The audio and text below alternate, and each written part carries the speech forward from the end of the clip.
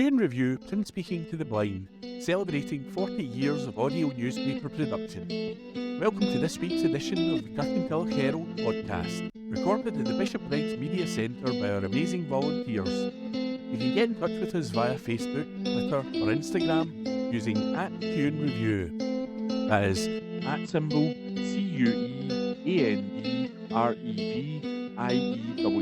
You can also contact us directly by emailing information@cuenreview.com. That is @CuenDrevieu.com,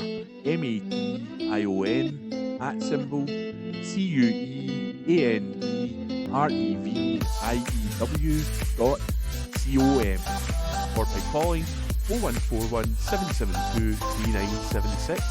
That's 0141 772 3976.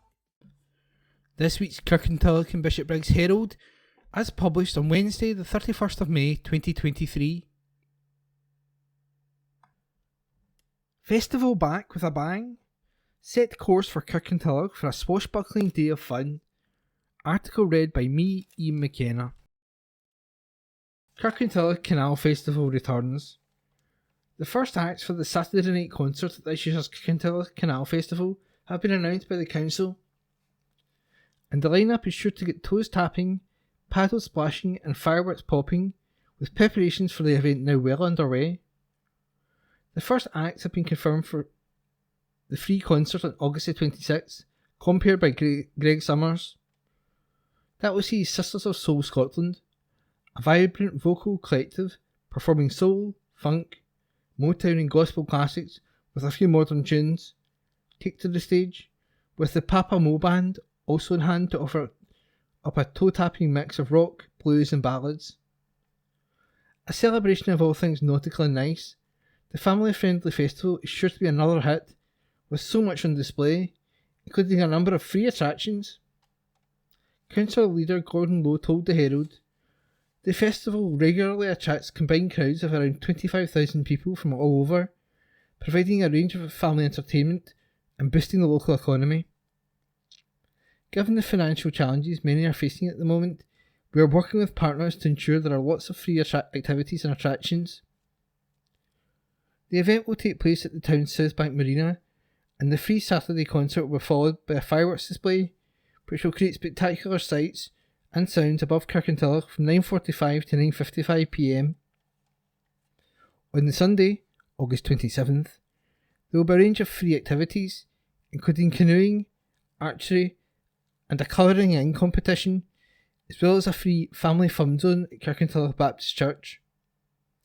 That will also host music and Nerf battles, with more live music and performances on the marina stage later that day. Paid for attractions include a fun fair on both the Saturday and Sunday, and a gin and whiskey festival at Kirkintilloch Town Hall on the Saturday. The event will run from 5 p.m. to 10 p.m. on the Saturday, and from noon to 5 p.m. on the Sunday, with activities in the week also leading up to the festival also. You can keep up to date with the announcements for the festival by following @EDCouncil on Twitter and liking the council's Facebook page, facebook.com/East Dunbartonshire Council. This week in history. June the 1st, 1953, Gordon Richards became the first jockey to be knighted. 6 days later, he won the Derby at his 28th attempt. On this day last year, the Prince of Wales swung into the Queen's Platinum Jubilee celebrations at a tea dance held in his private residence in Gloucestershire. June the 2nd, 1954, Lester Piggott, at 18, became the youngest jockey to win the Derby when he rode Never Say Die to victory at Epsom. The colt, a 33-1 outsider, won by 2 lengths.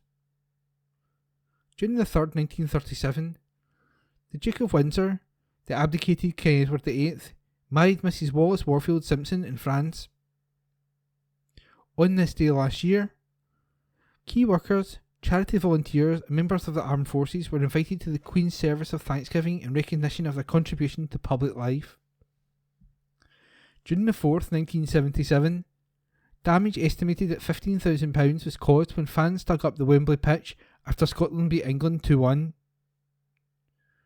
June the 5th, 1975, in Britain's first referendum, a large majority voted to stay in the common market. More than 17 million voted yes and almost 8.5 million voted no. June the 6th, 1944, D-Day, the Allied landings on the coast of Normandy, called Operation Overlord, took place. It was the biggest seaborne invasion in history. The Battle of the M&S Cafe as recorded by Hunter MacDonald. A petition to save a Marks and Spencer's cafe from closure has amassed over 700 signatures. Launched by Julie Lee, the petition aims to save the M&S Cafe in Bishopbriggs, which many have called a social hub important to the elderly in the area. Speaking to the Herald this week, M&S confirmed plans to close the cafe, but said this was part of wider improvement works for the store. Store manager Daniel Grime told us, "We were very pleased to hear about the transformation and we can't wait to unveil our new look to our lovely customers later this year."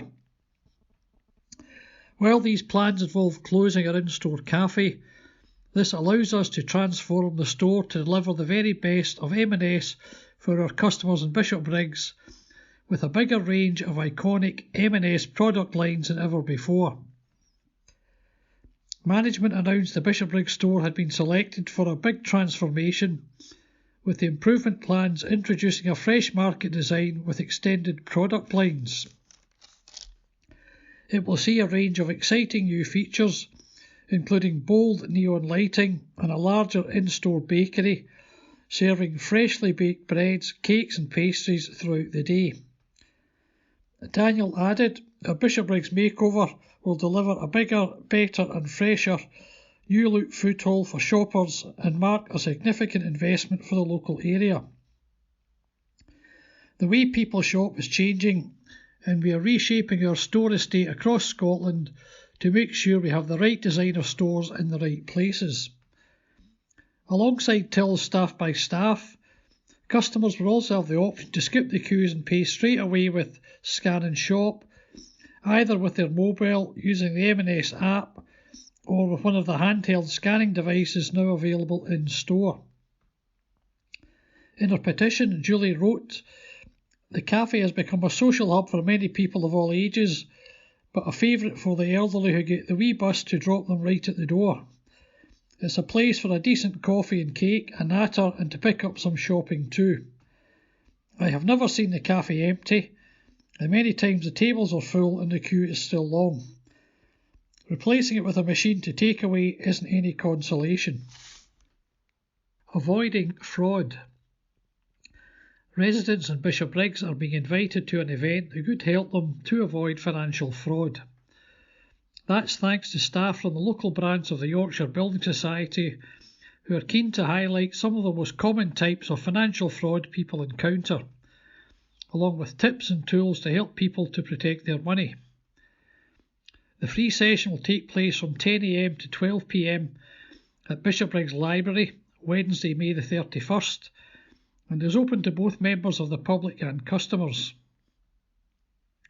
Branch manager Evelyn Kenny said, "Fraud scams can happen to anybody, but older people are often targeted when it comes to financial fraud.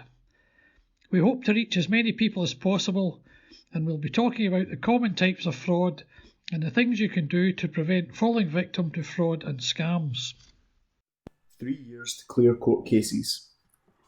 Scotland's Auditor General has warned of a potential 3-year backlog to criminal cases following the pandemic. The warning comes following a review which found average waiting times for the most serious crimes to have more than doubled since 2020. However, the number of outstanding trials has reduced from 43,606 in January 2022 to 28,029 in February 2023, with extra court dates and the use of cinemas as jury centres helping tackle the overall backlog. However, court backlogs for trials involving serious assault, rape and murder may not be cleared for another 3 years. The delays in the system were caused by the effects of COVID lockdowns. Stephen Boyle, Auditor General for Scotland, said, "While the overall number has come down, the wait time for the most serious crimes have increased. and those delays come with human cost for victims, witnesses and defendants. It is vital the Scottish Government has a delivery plan in place as soon as possible to further address the backlog and reform the criminal court system.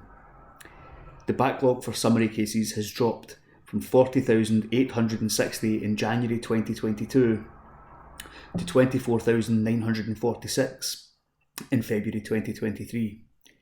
The backlog for these cases is expected to be cleared by March 2024. Auditors found solemn cases reached a peak in January 2023 with a backlog of 600 High Court cases and 2,500 Sheriff Court delays.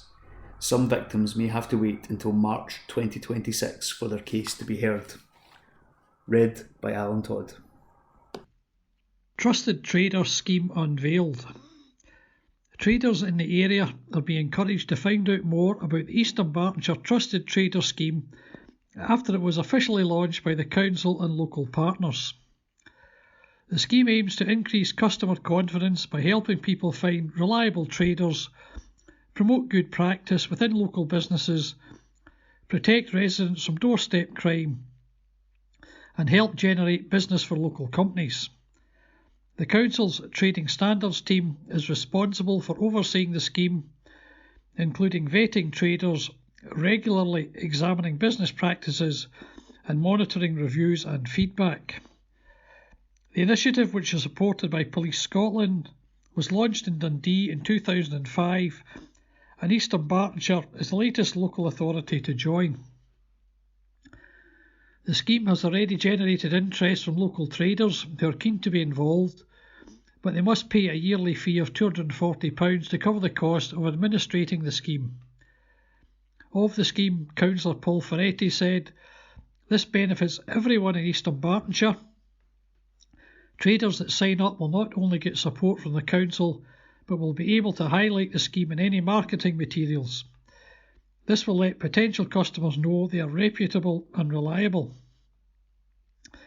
Residents benefit because they can confidently hire a business knowing they have been properly vetted. It's important we do all we can against scams and doorstep crime." To find out more about the scheme, head to visit www.eastdunbarton.gov.uk. New boss in place. The new Chief Executive of Scottish Canals took up his new role last week. Following the departure of Catherine Topley, John Patterson was brought in to lead the organisation into a new era. He joined Scottish Canals from NHS Tayside with over 30 years of dedicated public service and was among more than 60 people from across the UK who applied for the high-profile post. He said Scottish Canals play a vital role in supporting Scotland's people, visitors and economy. "I aim to further maximise the canal's potential, providing the arena for better health and well-being, increased economic output, accessible and sustainable tourism and leisure opportunities, and a more connected, active travel network, whilst also capitalising on and preserving Scotland's 140 miles of historic and irreplaceable heritage." Fundraising for My Mum. A young Glasgow woman has shared the emotional inspiration behind her recent accomplishments, having completed the gruelling Kilt Walk Challenge, and that has seen her raise more than £2,500 for charity. Assistant schoolteacher Alicia Wilson completed a 23-mile walk to raise vital funds and awareness of brain tumour research. That is after her mother was diagnosed and treated for a brain tumour in 2010 that saw her undergo her own gruelling challenge with 10 operations in the space of just 4 months. And for Alicia, that was all the inspiration she needed to complete the Kilt Walk. She told the Herald, "I don't think my legs have ever been so tired, but it was so worth it. Who knows where my mum would be if it wasn't for all the research that's already been done. If we can get funding for more research, then maybe others don't need to go through what mum has." Alicia's mum, Gillian Wilson, was diagnosed with a cranial pharyngoangioma brain tumour in May 2010, with the diagnosis and subsequent treatment changing the family's lives forever. But thanks to the care and efforts of the NHS and brain tumour research charity, there has always been hope of a brighter future. And that's something Alicia wants to give others in the same position. The Kilt Walk is the latest in a number of fundraising drives in which the 24-year-old has raised thousands of pounds for the charity. That included a 10,000 steps a day challenge in February. Alicia told the Herald more about her mum's journey. This is a cause that's really close to my heart. I was 11 at the time and didn't have a clue what was going on. Mum was in hospital for weeks and I wasn't allowed in to see her. It was heartbreaking because I'm very close to Mum. I asked the nurses, is Mum going to die? But they reassured me they were doing their best. Gillian had been suffering from strong headaches and dizziness, and she was forgetful at times. Her GP said she had migraines and stress, but in May 2010, Gillian complained of an unbearable pain in her head and was sent for an eye test. The optician spotted something behind her eye and sent her to hospital in Glasgow, where an MRI scan revealed a mass behind her pituitary gland. Surgeons removed most of the tumour on June 6, 2010. In the following months, Gillian was doing well, but in September of that year she became forgetful. The tumour had grown back and had filled up with fluid, so surgeons needed to operate to insert a shunt, which drained the fluid, but a few days later it had filled up again, so a second shunt was fitted. Following the first operation, Gillian had several setbacks leading to another 10, all before September 2010, which left her with serious health problems like diabetes and short-term memory loss. Just 1% of the national spend in cancer research has been allocated to brain tumours. You can visit Alicia's fundraising page at justgiving.com/fundraising/Alicia-Wilson1.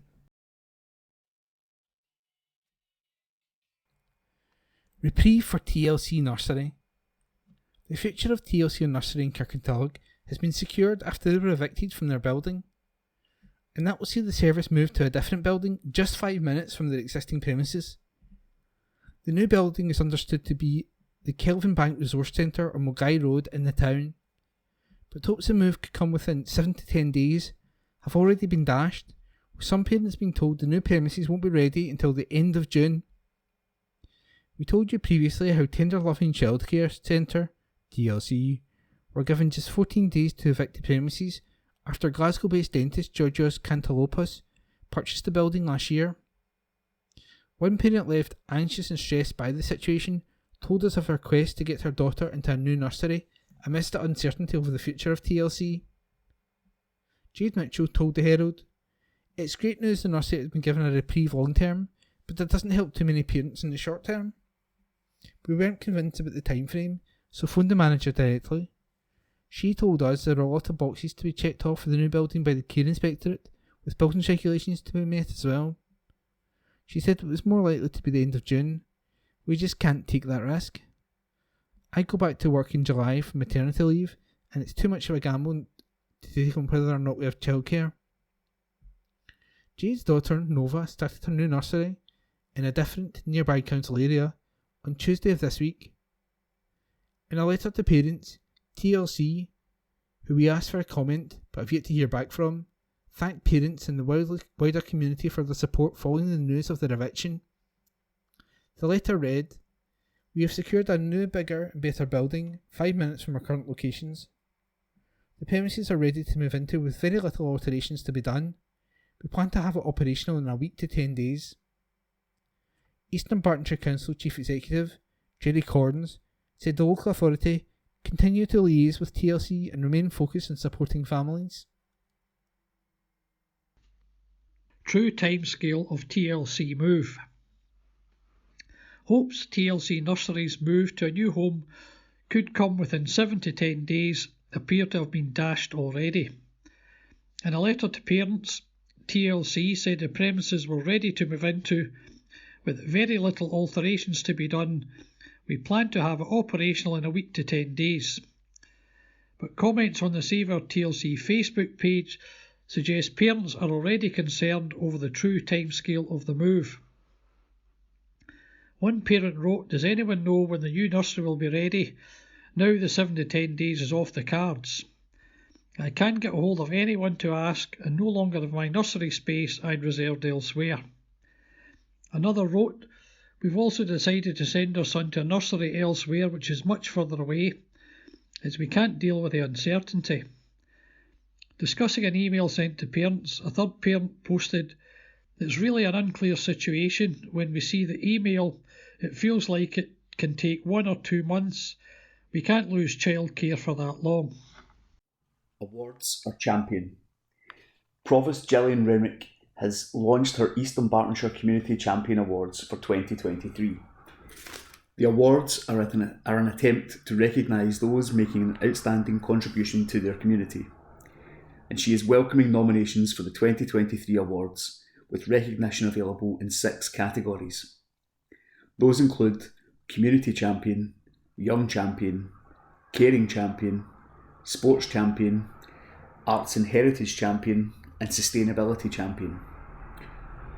Provost Renwick told the Herald, "We are looking for people who have made a significant contribution to the local community. Nominees should have demonstrated inspiring qualities and be a great role model to those around them. The role they carry out or project they have been involved in should have brought about positive change and made a real difference to the community in their category." An award page has been created, which you can also access from the Provost page on the Council website. It includes details of the award categories, the eligibility criteria for those that are nominated, and an online application form. Provost Renwick continued, "Anyone can be nominated as long as they live, work, or attend school or college in East Dunbartonshire. Once all nominations are in, Deputy Provost and I will then judge all the submissions we receive and we'll announce the winners. The deadline for entries is Thursday, June 8th, with winners being announced on Friday, June 16th. The Provost will arrange to present the winner of each category with their award following the announcement. Winners will then be invited to attend the civic reception at the gala night of the Kirkintilloch Canal Festival on Saturday, August 26th, as guests of the Provost. You can find out more about the awards and how to nominate by visiting the East Dunbartonshire Council website. Unite secures pay increase. Glasgow Airport ground staff has accepted an excellent deal thanks to the union Unite. Ground services crew employed by Menzies Aviation at Glasgow Airport have been given a new 1-year pay deal worth an increase of 11% on basic pay. Over 200 workers, including dispatchers, allocators, airside agents and controllers, have accepted the Menzies Aviation pay offer by 82%. The agreement will be backdated to January this year and follows an increase on last year's deal with Menzies, which had increased basic pay by up to 9.1%. Unite General Secretary Sharon Graham said, "This is an excellent deal at Menzies Aviation. Our reps have ensured that over 200 workers at Glasgow Airport have secured better pay, terms and conditions by being a member of Unite. This further demonstrates this union's determined work to improve wages and conditions across Scotland's airports." Consultation. Help shape plans for NHS. People across Scotland are being invited to have a say on how a new national care service should work. A programme of meetings will take place over the summer, stretching from Dumfries and Galloway to Shetland. There will also be online meetings for anyone who would prefer to join discussions remotely. During a visit to the Allied Health Professionals in Bonnyrigg, which includes the 14 health professions that make up the third largest NHS workforce in Scotland, Social Care Minister Marie Todd spoke with staff about what they want to see from the co-design of the new national approach. Details for all events are now available on the online booking page. The first event will take place in Stirling on June the 20th. Ms Todd said, "There are unique demands across the country, which is why we're going to different areas, ensuring communities the length and breadth of Scotland are represented in designing a national care service tailored to local needs." Having listened to care providers, unions and the third sector during the bill scrutiny process, these meetings will allow anyone who uses care services, has a loved one that relies on care, or has worked in the sector to have their say. This will help inform future stages of the bill as it progresses through the parliamentary process. There is general agreement that social care transformation will be of great benefit. This needs us all to have a shared understanding of what is working well and really focus on what's needed to support people to thrive with the most suitable care for them. I would encourage everyone to be part of this conversation. To do this, you can look to attend an event near you or join online and be part of what will be the biggest social reform for lifetimes.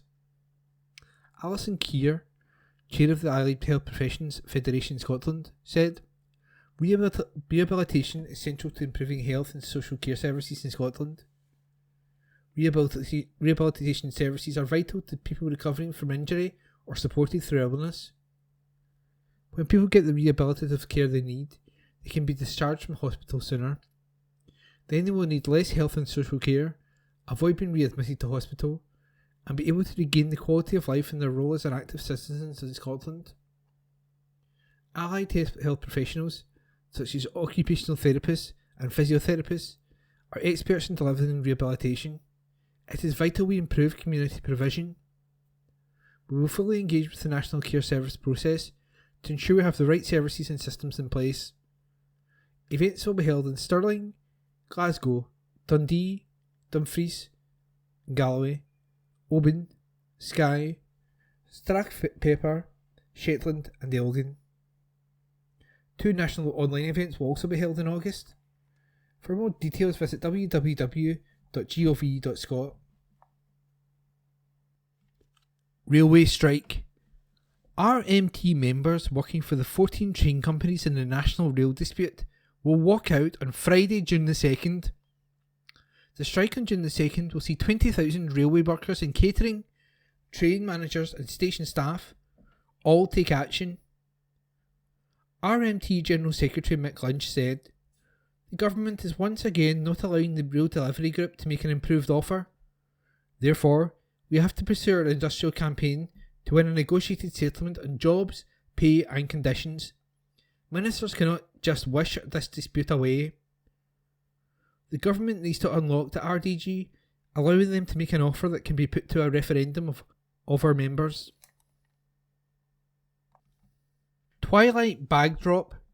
4 airlines are now offering passengers the opportunity to drop their bags the day before their flight to Edinburgh Airport.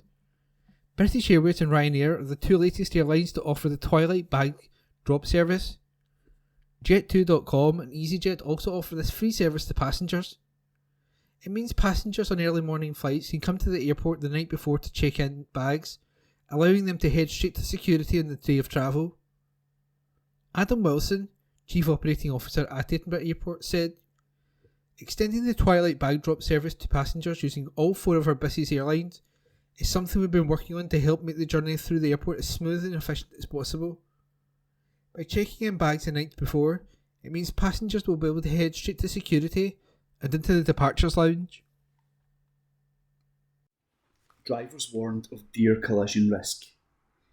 A campaign has been launched warning drivers to look out for deer along Scotland's trunk road network, including at key locations in the Central Belt. Nature Scot is working with Transport Scotland and Traffic Scotland to display warning messages on electronic variable message signs, VMS, in the areas of the highest risk between now and June 14th. In recent decades, deer populations in Scotland have both increased in number and spread in range, particularly in urban areas in the Central Belt. Alongside growth in road traffic, this has inevitably led to an increased risk of collisions between deer and vehicles, with almost 24,000 recorded since 2003. May and June are the peak months for collisions as young roe deer disperse to look for their own territories, with dusk the period of highest risk.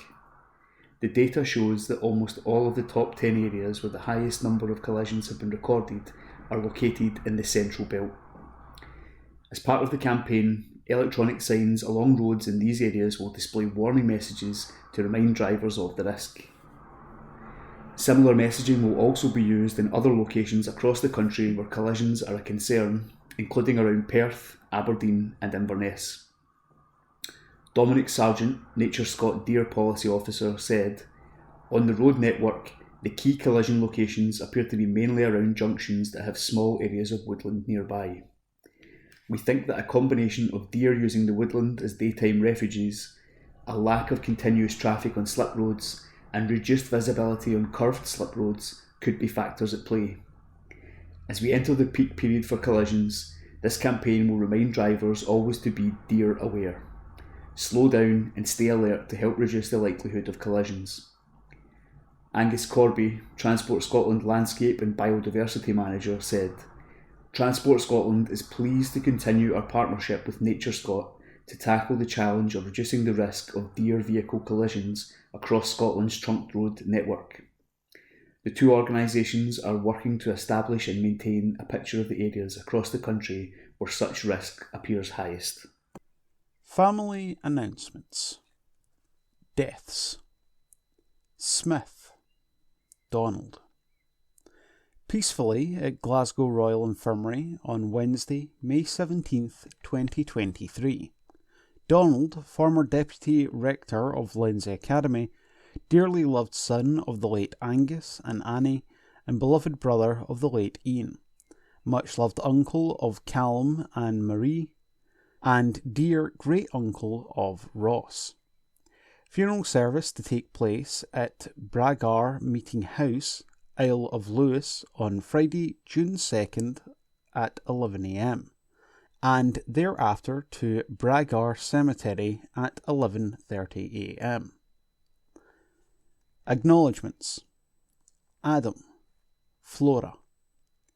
David and his family would like to thank all relatives, friends and neighbours for their kind expressions of sympathy on the sad loss of Flora.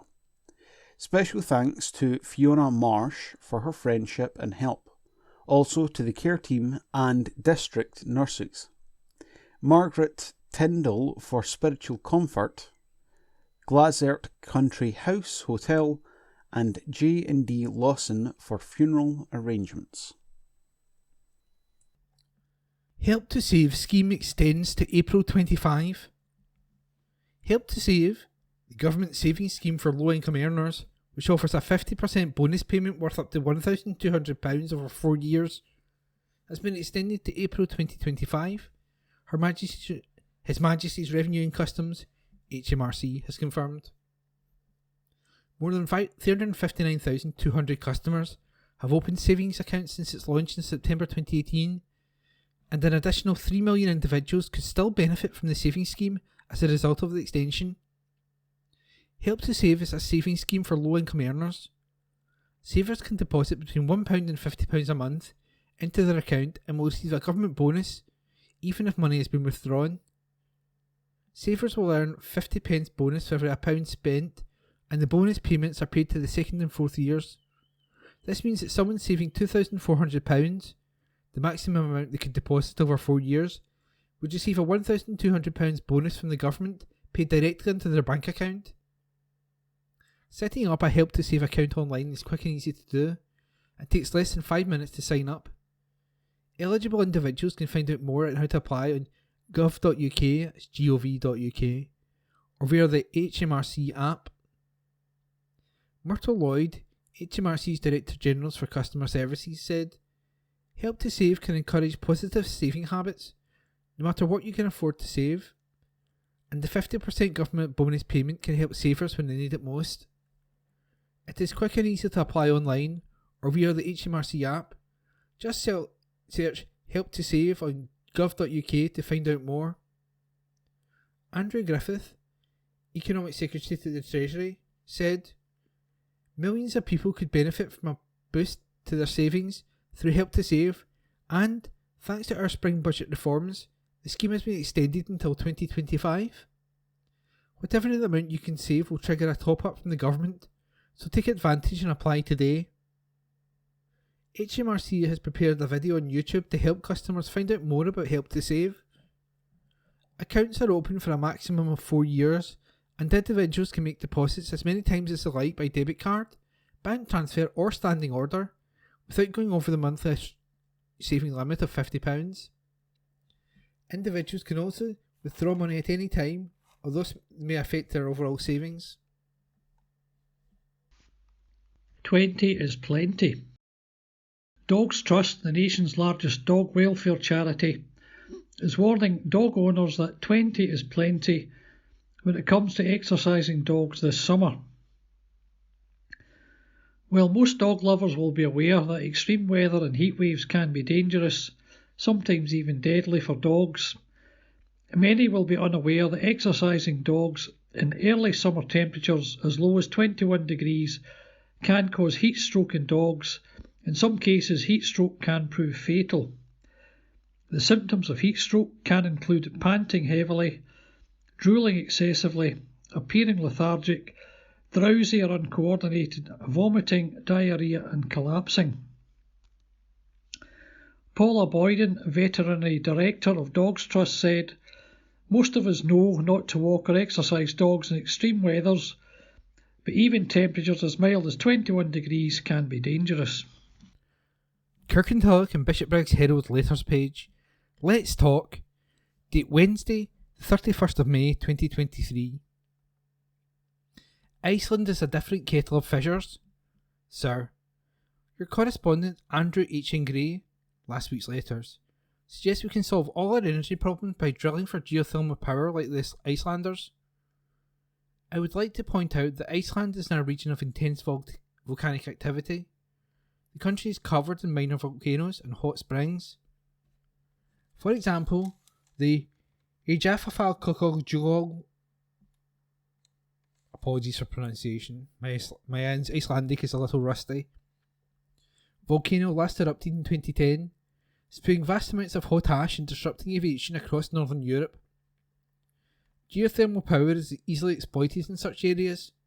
Here in Scotland, we do not have this luxury. The geology will simply not support it. Mr. Grace is a friend of a friend who powers his house from a hole in the ground. In my opinion, the gentleman has installed a ground source heat pump. This is completely different technology. Yours, etc., Jeff Rogers, address supplied.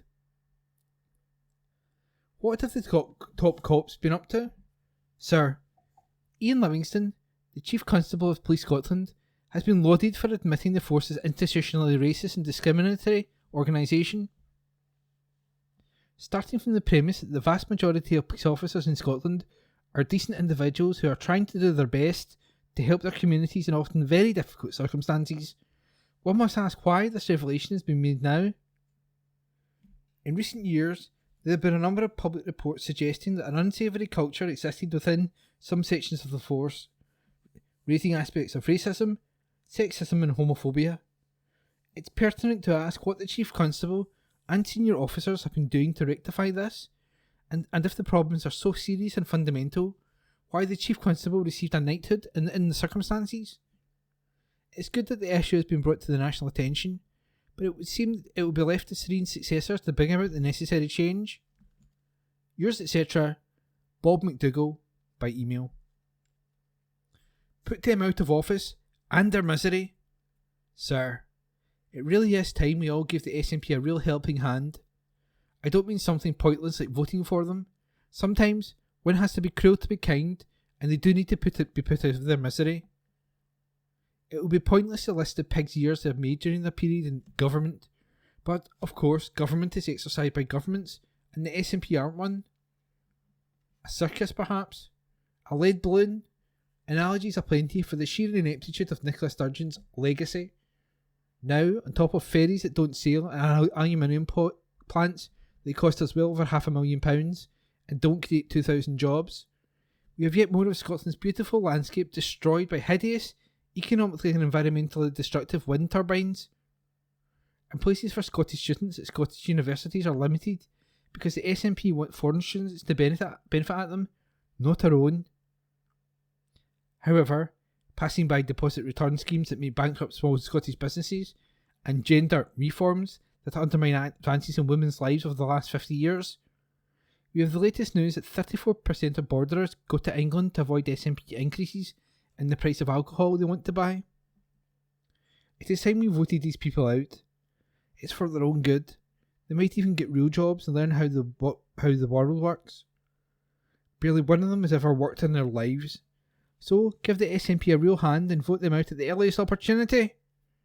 Yours, etc., Andrew H. N. Gray, address supplied. I'll be the St. Angus. Sir, for a climate event in Austria, surely, if a separate Scottish administration presence outside the UK was necessary, the representative should have been Marie McCallan, the Net Zero Secretary. But no, Constitution Secretary Angus Robertson went instead. He must have felt his already astronomical air miles needed boosting at our expense. What in his ministerial portfolio covers a climate event, only he knows. But he did meet Arnold Schwarzenegger, and this is sure to have made another present jolly for him at our expense. What it does mean is another hammering for our taxis in the midst of a cost of living belt-tightening crisis. Yours, etc., Alexander Mackay, by email. Produced in association with the UK government. Don't miss out on government support to cut your energy bills. The UK government has provided unprecedented levels of grants and one-off payments to help with energy bills, alongside more than 40 other support schemes, depending on your circumstances and income, to help with the cost of living. Through the Energy Price Guarantee and the Energy Bill Support Scheme, the government has covered around half of a typical household energy bill this winter, saving about £1,500 by the end of June. In the summer months, less heating is used, but there are still actions you can take to reduce energy consumption. Information on the support schemes and energy saving tips can be found on gov.uk/help for households.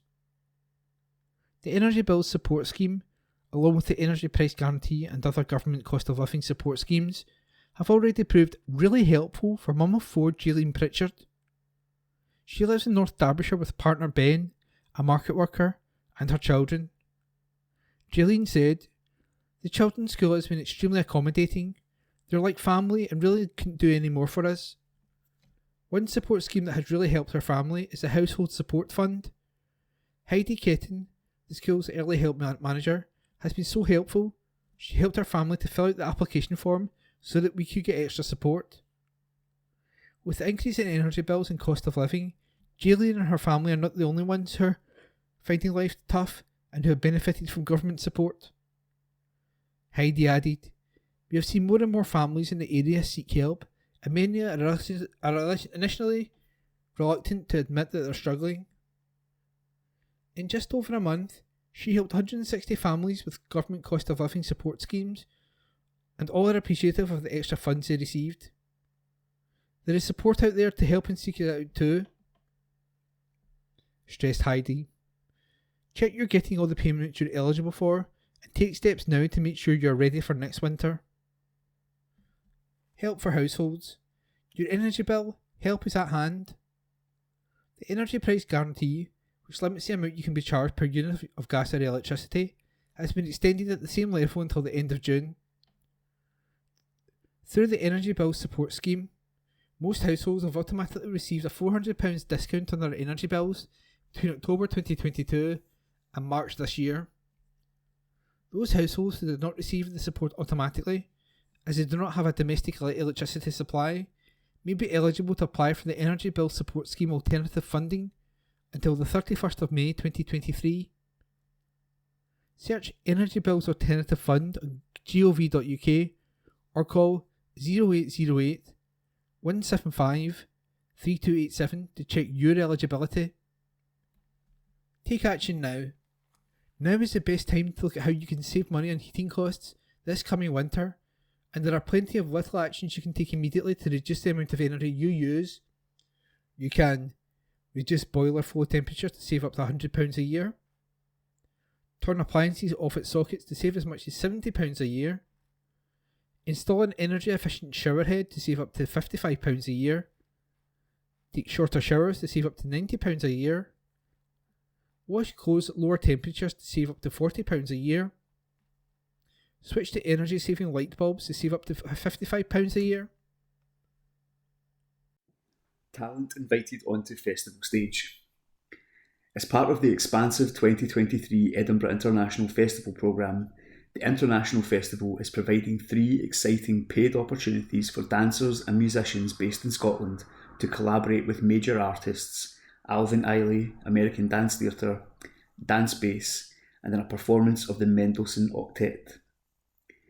Each artist will be paid, with travel and accommodation provided, to open the opportunity for equal participation. These projects were made possible by the support of the International Festival's learning and engagement partner, Baillie Gifford Investment Managers. In partnership with the world-renowned Alvin Ailey American Dance Theatre, the International Festival has created a major professional development opportunity for a diverse and dynamic cohort of 26 emerging dancers aged 18 to 25 who live in, were born in, or trained in Scotland, to rehearse at Edinburgh College with the company and perform in the Alvin Ailey Classic Memoria on stage at the Festival Theatre on August 24th and 25th. The festival is also inviting applications from professional string players, 3 violins, 1 viola and 1 cello, through an open international audition process for the Mendelssohn Octet. Musicians will be selected by Edinburgh International Festival Director Nicola Benedetti to work with Stefan Jacque, Jessica Bodner and Sterling Elliott, culminating in an on-stage performance in the festival's home on the Royal Mile, the Hub, on August 10th.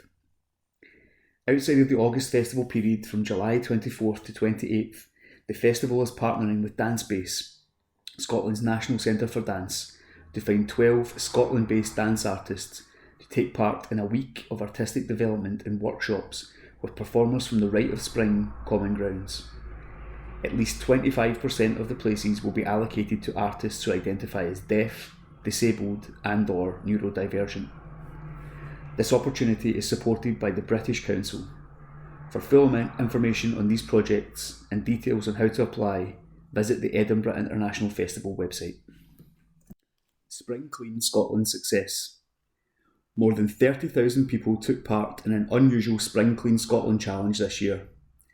Running from March 17th until April 17th, environmental charity Keep Scotland Beautiful had initially hoped for 20,000 sign-ups for the 4-week event. However, expectations were smashed with time to spare as the challenge ended with a grand total of 30,305 people having signed up across more than 1,700 events in every local authority across the country. Thousands of volunteers rolled up their sleeves, grabbed their gloves and litter pickers and joined in events up and down Scotland to help tackle the litter emergency and help improve the local area. Previous spring cleans have shown just how much young people in Scotland care about the environment and their desire for preserving our natural beauty. Once again, the charity hosted a series of live lessons covering topics such as wildlife, the history of spring cleaning, and the 3 R's: reduce, reuse and recycle. A fantastic turnout across this week of events saw more than 5,000 pupils from every local authority area taking part from 654 schools. The charity also held its own litter pick near its hub in Stirling and collected more than 50 bags. They also found some interesting items including a lawnmower and half a bike. Commenting, Barry Fisher, Chief Executive at Keep Scotland Beautiful, said, "Our target of 20,000 sign-ups was beaten with time to spare, and the total figure shows that there is so much recognition that there is work to be done." 30 events in 30 days. Are you up for it? A national search has been launched to find an outgoing and curious adventurer who would relish the challenge of experiencing 30 unique events in 30 days and get paid £4,000 for doing so. It's all part of the hashtag GTFO campaign by Eventbrite, designed as an invitation to live a more eventful life and to help people break out of their post-pandemic rut. The hashtag GTFO challenge will give one person the chance to laugh, listen, grow, learn, socialise, dance, cook, eat and play their hearts out at 30 unique experiences throughout July, which Eventbrite will select from hundreds of thousands of events that can be found on the platform. It might not always go to plan, but it will be fun. One day they could be learning about beekeeping, and the next day they could be warming up their vocal cords to sing with a rock choir, or getting behind the potter's wheel. Eventbrite is looking for challengers from all over the UK, but specifically an individual who is outgoing, curious and adventurous. The hashtag GTFO Challenger should also be great at documenting a 30-day journey in pictures, video and in writing. The hashtag GTFO Challenger will need the motivation, time and enthusiasm to challenge themselves every day in July to experience an eclectic mix of 30 events that have been selected. Eventbrite will provide all tickets for free, and the challenger will earn a fantastic £4,000 for sharing their experiences with others via daily updates. The search for Eventbrite's hashtag GTFO Challenger is now open, and entries can be made on Eventbrite's hashtag GTFO. SSPCA, don't pick up fawns.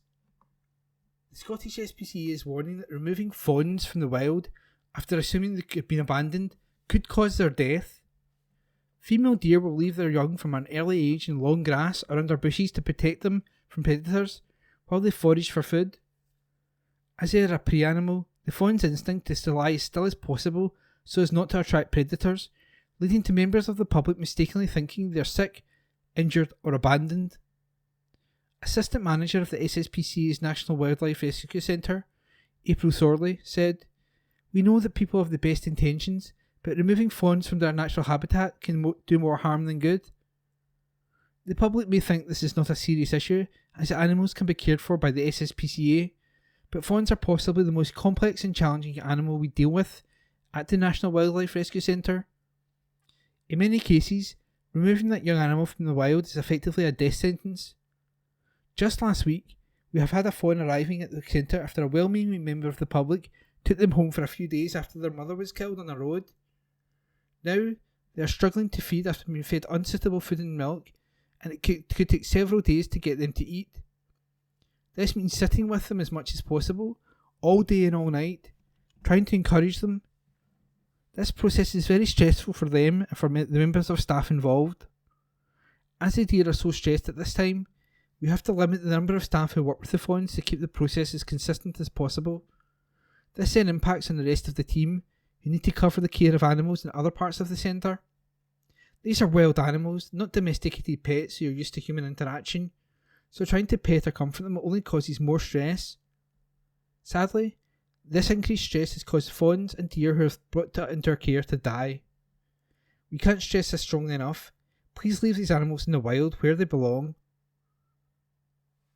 A new card holder every minute. Since the Young Person's Free Bus Travel Scheme launched in January 2022, more than 62 million journeys have been made by over 620,000 young people. The increased patronage has enabled some operators to introduce additional services, making bus travel more accessible than ever. Commenting on the success of the scheme, Minister for Transport Kevin Stewart said, "I'm delighted that now over 2/3 of young people have joined the Young Person's Free Bus Travel Scheme. Uptake is particularly high amongst those who can use the scheme more independently, and now over 3/4 of 12 to 21-year-olds have signed up. This means that we've seen a new card holder every minute since the scheme launched in January 2022, and our focus remains on encouraging as many more young people as possible to sign up." District News, General Gala Day. The Kirkintilloch Gala Day is all set to go on Saturday, June the 10th in Woodhead Park from 1 to 4 p.m. Come along and join us for an afternoon of great family fun and entertainment. There will be owl magic, Rosebank dancers, fun fair, Kirkintilloch players, stalls, food and different items on the main stage. Get more info at www.yourkirky.com. The parade along the Kirkintilloch Main Street takes place from 12:30 p.m. to 1 p.m. Everyone is welcome. Be sure to come and enjoy the fun. A chip off the old block. Chip is a cuddly 3-year-old French bulldog, eagerly awaiting the opportunity to find his forever family. This delightful canine companion is in need of a home with adults/children aged 16+, where he can be the centre of attention and the recipient of loads of love. Chip's only request is a home without other pets, as he wants all that attention for himself. This affectionate little fellow adores meeting new people. Chip is an adventurous spirit whose favourite destinations are the beach and woodland areas. Aside from playtime, Chip seeks owners preferably who are home for most of the day. If you can give Chip a home or any of the dogs available, call the centre on 01506 873 459. Water safety. Water-based death decreased in 2022 by Water Safety Scotland. The latest figures from the Water Incident Database, WAID, indicate that drowning fatalities in 2022 decreased in Scotland. The database, which is maintained by the National Water Safety Forum, MWSF, and focuses on gathering information related to water-based incidents, also shows a decrease in accidental drownings last year. The figures show that there were 45 accidental water-related fatalities in Scotland. This forms part of the total water-related fatalities in Scotland, which stands at 96 for the last year. Water Safety Scotland, WSS, produces an annual trend report which provides detail on the latest figures in comparison to previous years and the baseline figures in Scotland's Drowning Prevention Strategy, SDPS. Carly McAvoy, founder of WSS and the Data Subgroup Chair, said, "The recent figures for accidental water-related fatalities shows a 10% decrease in comparison to the SDPS baseline, bringing the number of accidental water-related fatalities back down after a particularly difficult year in 2021. WSS continues to work hard and has taken a number of significant steps to help reduce accidental water-related fatalities, including the introduction of the Drowning and Incident Review, DIR, the creation of free education resources for teachers and practitioners, and free consistent water safety messaging for partners to use across Scotland. DIR is a new process introduced in Scotland which aims to gather all relevant data and information in order to systematically and rigorously review each accidental water-related incident with a view to preventing a further occurrence. DIR is envisioned to provide practitioners and local partners with much more comprehensive information about each incident, which can help inform local and national prevention efforts. DIR is now available across Scotland for use by local partnership approach to water safety, PAWS, groups, and the only UK nation with such a process. As summer approaches, Water Safety Scotland wants to remind the public to stay safe and follow the 3-part Water Safety Code. Stop and think, spot the dangers, stay together, stay close, in an emergency, call 999. Horticultural Society. Potential new members will be made welcome, or alternatively can find out about the Society by calling Paul Malcolm on 0141 578 1520 or visiting her website www.kirkintillochhorty.org.uk. That's www.kirkintillochhorty.org.uk. Book Week Scotland. Book Week Scotland has opened a fund for community groups to help them take part in the annual celebration, with grants of £500 available to apply for. It is open to any local community group interested in taking part, from local colleges and charities to community radio and care homes. Book Week Scotland, November the 13th to 19th, is a week-long celebration of books and reading, with hundreds of events taking place online and in communities all over Scotland. This year's theme is Adventure.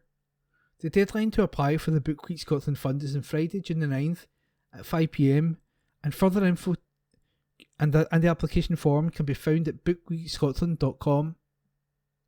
An example of how to use this funding was used to include Sonny Government Community Radio ran a series of in-person writing workshops with Scottish author Victoria McNulty in 2021. The workshops were designed to bolster the confidence of people within the community after the pandemic increased strain on those socially isolated.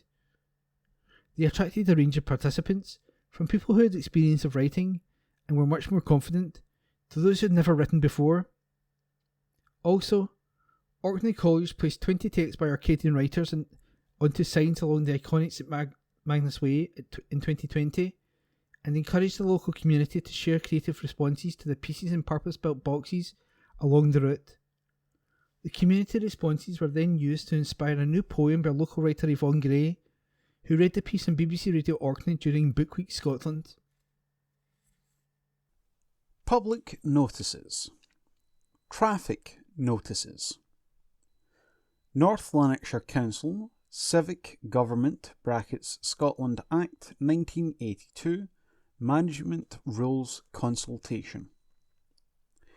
North Lanarkshire Council hereby give notice that they intend to make rules under Section 112 of the Civic Government (Scotland) Act 1982 to regulate the use of and the conduct of persons while on or in any land or premises owned, occupied or managed by North Lanarkshire Council, or is otherwise under their control, and to which the public have access whether on payment or not. A copy of the draft rules for the consultation may be inspected by any person free of charge between the 31st of May 2023 and the 30th of June 2023 on the Council's website at www.northlanarkshire.gov.uk/management-rules, or at the reception area of Airdrie Library, Wellwind, Airdrie, ML6 0AG. Bells Hill Library, Cultural Centre, John Street, Bells Hill, ML4 1RJ. Coatbridge Library, Buchanan Centre, 126 Main Street, Coatbridge, ML5 3BJ. Cumbernauld Library, 8 Allender Walk, Cumbernauld, G67 1EE. Motherwell Library, 35 Hamilton Road, Motherwell, ML1 3BZ. Wishaw Library, Holdsworth Centre, Kenilworth Avenue, Wishaw, ML2 7LP. Kilsyth Library, Burns Green, Kilsyth, G65 0HT. Shotts Library, Ben Har Road, Shotts, ML7 5EN. Moodiesburn Library, Glen Manor Avenue, Moodiesburn, G69 0DL. Within that period, any person by written notice may make representations or objections with respect to the rules to North Lanarkshire Council, Business Intelligence Manager, Housing Solutions, Civic Centre, Windmill Hill Street, Motherwell, ML1 1AB, or via email to managementrules@northlan.gov.uk. Town and Country Planning (Development Management Procedure Scotland) Regulations 2013, Regulation 20(2). This application with the associated plans and documents can be inspected online using simple search at www.eplanning.northlanarkshire.gov.uk/online-applications, or at the local office below. Anyone wishing to make a comment can do so online or in writing within 14 days of this notice.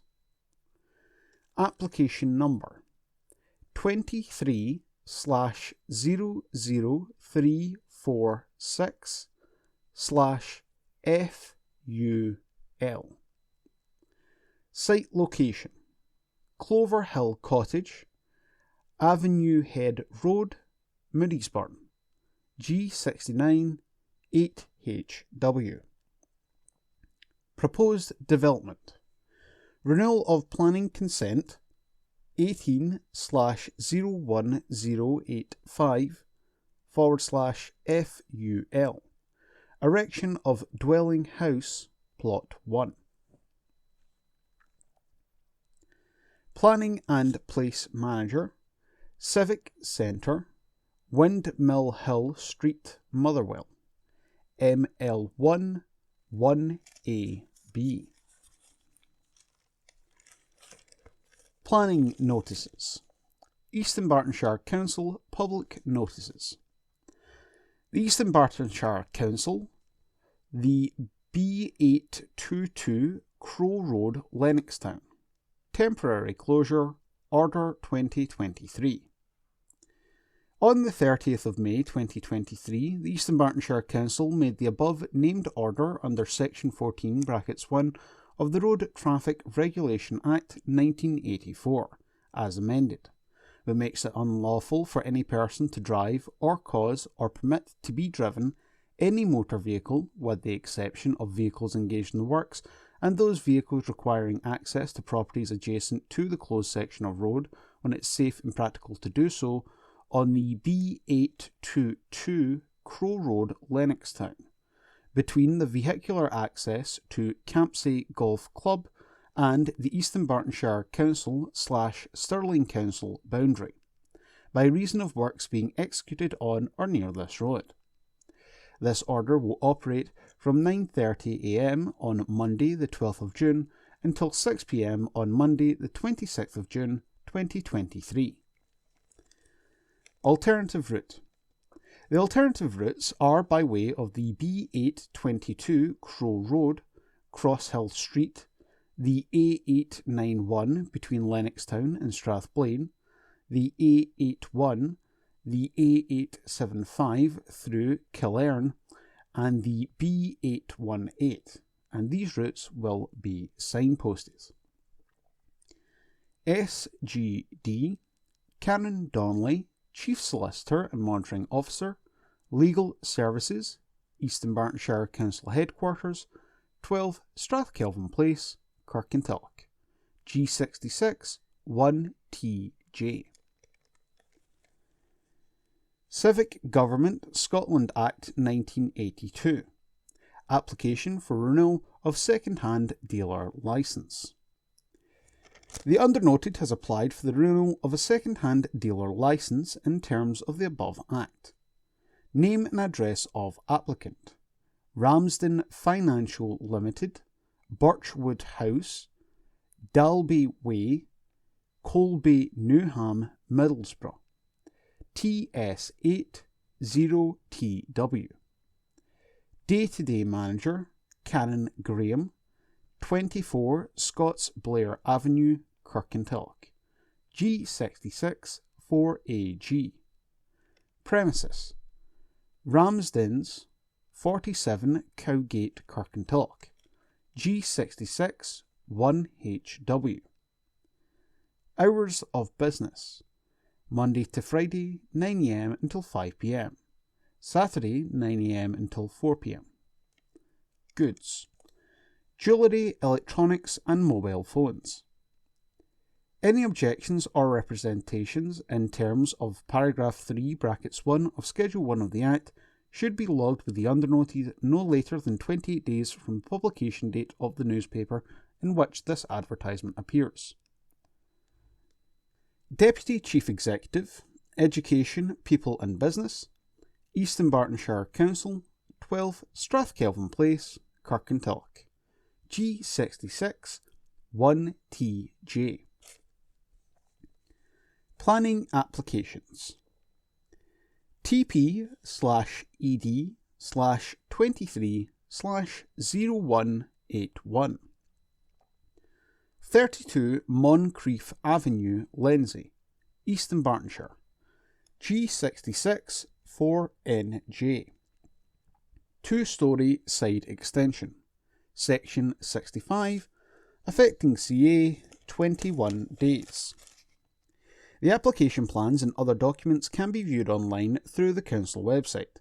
The current restrictions on non-essential office work associated with the coronavirus pandemic means that plans cannot be viewed at the Council offices as normal. Written comments may be made within the above period to the Council through the Council's website or to the above address. Any representations will be treated as public documents and made available for inspection by interested parties, and may also be published on the Council's website. Road test. Nissan X-Trail Tekna e-Power e-Force. Flagship Nissan shows off its family appeal. Big SUV with day-to-day usability, writes Rob Otterloney. What started off as a relatively cheap and chunky 4x4 back in 2001 has become something a bit different, particularly when it comes to quality. Because there's nothing cheap about the interior of the latest X-Trail, Nissan's flagship SUV. The fit and finish is way above what you got for your money back then. The 4th generation has had a trip to the bespoke outfitters and now boasts an improved interior that befits a range-topping car. There's a 12.3-inch infotainment screen, and the X-Trail feels spacious, airy and relatively plush inside. The information on the head-up display is comprehensive when you're using the sat-nav, which also displays between the instruments and on the main central screen. The shiny plastics around the gear selector and touchscreen get grubby with fingerprints, but overall, the interior is a step up from what went before. The version sampled here, Tekna e-Power e-Force, still needs the occasional nozzle inserted into the fuel tank, but the electric power part of the equation is a bit more interesting in that the 1.5 litre 3-cylinder unit doesn't actually power the wheels. That task is undertaken by the electric motor. Standard models are 2-wheel drive, but e-Force adds another motor in the rear axle for 4-wheel drive. The onboard computer prompts the X-Trail to produce the power when it's needed most. Occasionally, you can hear the petrol engine click into life, but the sounds from that area are fairly well subdued. This sort of hybrid is an acceptable alternative to the plug-in or going fully electric. It stores energy that would otherwise be wasted under braking, and keeps it stored in an onboard 2.1 kilowatt battery, ready for use. It has the desired effect of making that car more efficient when it comes to the fuel usage, and that certainly seemed to be the case during our spell behind the wheel, where we got fairly close to the official combined figure. Power is instant, so exiting junctions is easy, and the speed builds up quickly when you need it.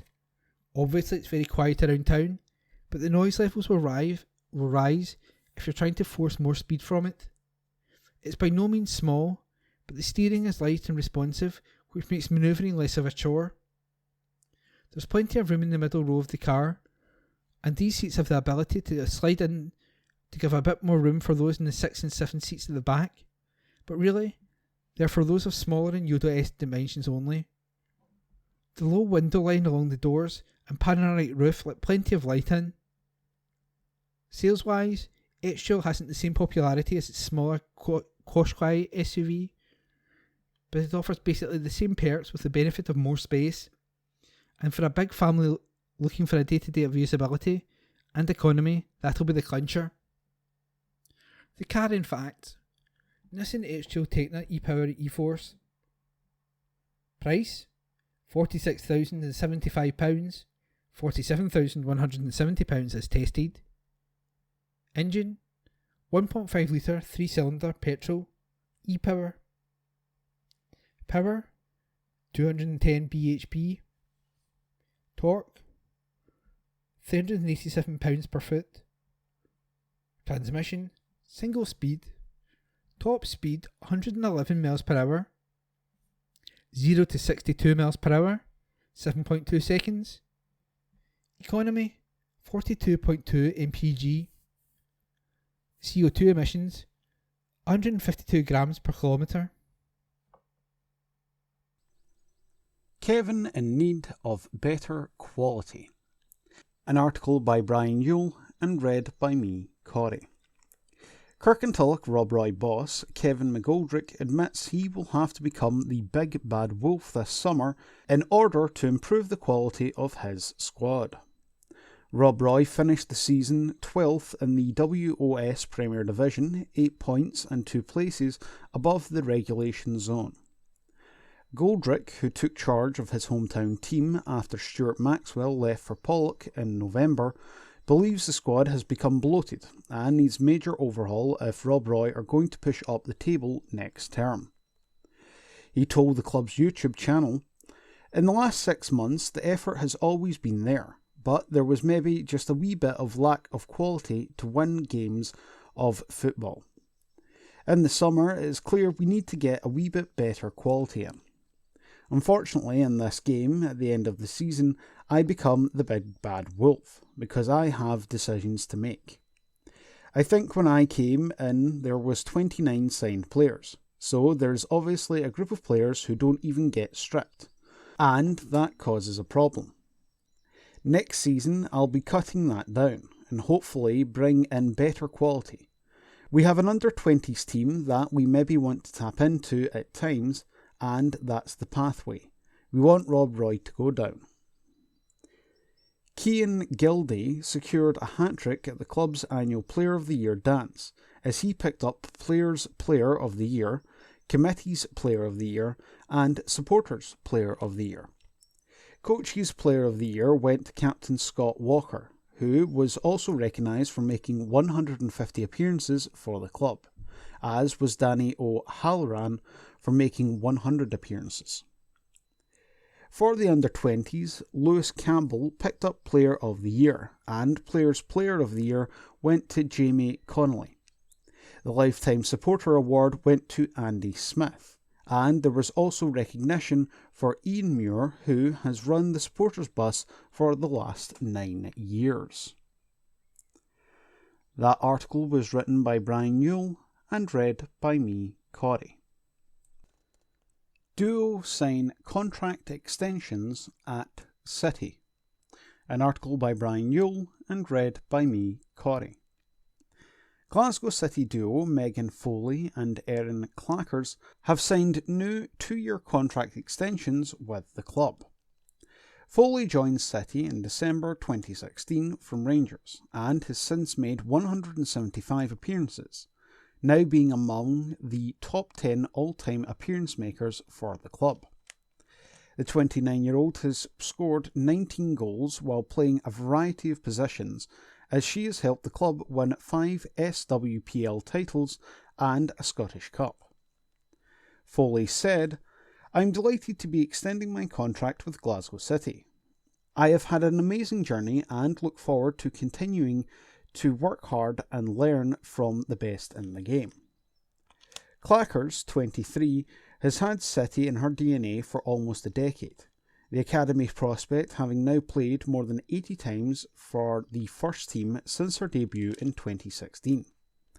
The goalkeeper has 6 league titles and a Scottish Cup triumph to her name, so far, along with being named in a Scotland training camp. Clacker said, "I'm delighted to be extending my time here, and I hope to repay the faith the club has put in me by helping the team gain more success." City head coach Leanne Ross added, "You don't appear on the top 10 all-time appearance lists without having made a significant contribution to the success this club has achieved." Megan has shown her versatility playing a variety of positions over the years, and is that versatility combined with her work ethic and exemplary attitude that make her an important and valued member of this team. It is welcome news to everyone Megan is staying at the club. We look forward to continuing our work together. As her teammate and now her coach, I know more than most the contribution Erin has made to the success Glasgow City has achieved over the years. I have seen close hand her growth as a person and her development into one of the top goalkeepers in this country, and for that reason I'm delighted she has decided to extend her time at the club. Erin is a fantastic person to have in the dressing room and has become someone I can rely on to drive the standard on the pitch. I look forward to seeing what more she can contribute in the years ahead. That article was written by Brian Newell and read by me, Corey. Rossvale women to play off for promotion. Rossvale women will be aiming to earn promotion on Sunday when they face Stirling University in the SWPL 2 playoff final at Broadwood Stadium in Cumbernauld. A second place finish in the championship was earned last week with a 3-0 win away to Renfrew. The original fixture had to be abandoned following a serious injury to a Renfrew player, with Rossvale leading 1-0. In the penultimate match of the season, Rossvale had beaten the champions Livingston and took this momentum into the final game. The visitors took the lead through Lindsay Holmes after 25 minutes before Caitlin Canavan doubled the advantage 9 minutes later as Rossvale led 2-0 at the break. On the hour mark, Canavan struck again to tie up the 3 points and secure Rossvale's place in the playoff final. The final will kick off at 12:10 p.m. and will also be shown live on BBC Alba. In the WOS First Division, there was a 2-1 win for Rossvale in their final game, before becoming Caledonian Locomotives as they travelled to Cumbernauld United. Dale Fulton gave the home side the lead in the first half, but 2 goals in 2 minutes from Fraser Malcolm handed Rossvale the victory. Ashfield and Glasgow Perthshire both ended their second division campaigns with home wins. Johnny Black and Bobby Barr both grabbed doubles, while Greg Burns and Aidan Quinn were also on target, as Ashfield smashed Muirkirk 6-0. Perthshire beat Glasgow United 3-1, as Linus Rawadze, Ryan Gemmell and Jordan Fraser got the goals. Tennis star Lumsden has been collecting silverware. Tennis player Maya Lumsden is soon going to need a stronger mantelpiece as she continues to collect silverware this season. The 25-year-old, who is originally from Bearsden and now lives in Lindsay, has gone from strength to strength in 2023, having returned to the sport a year ago after taking time out due to the effects of long COVID that left her fearing for her career.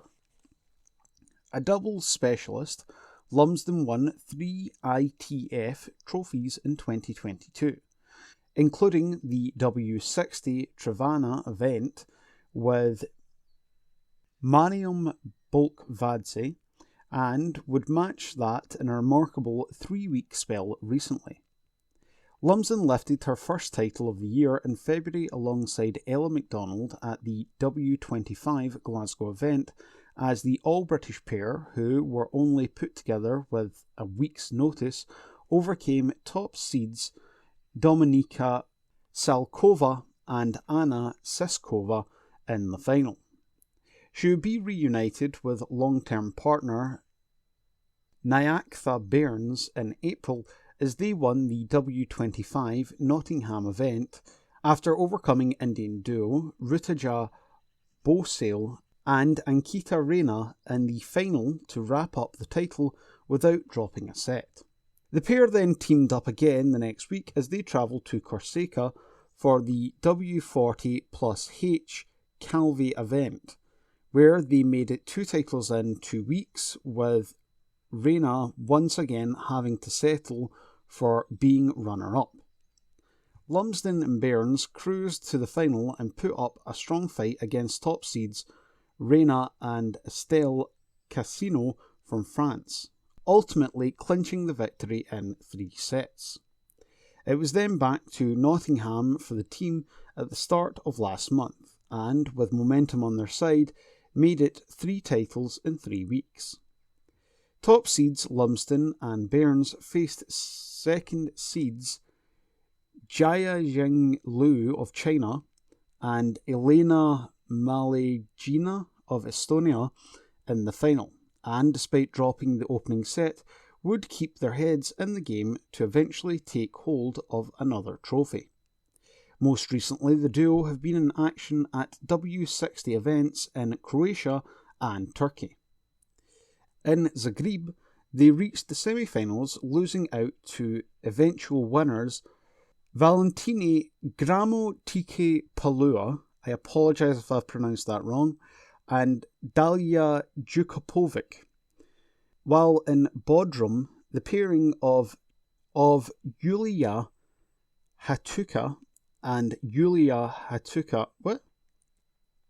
While in the Bodrum, the pairing of Yaliua Hatuka and Yaliua Hatuka, they have written the same name twice here, I apologise for that, got the better of them in the round of 16. That concludes this week's edition of the Kirkintilloch Herald podcast. Please remember to subscribe to our channels at Coon Review and to tell your friends about our service.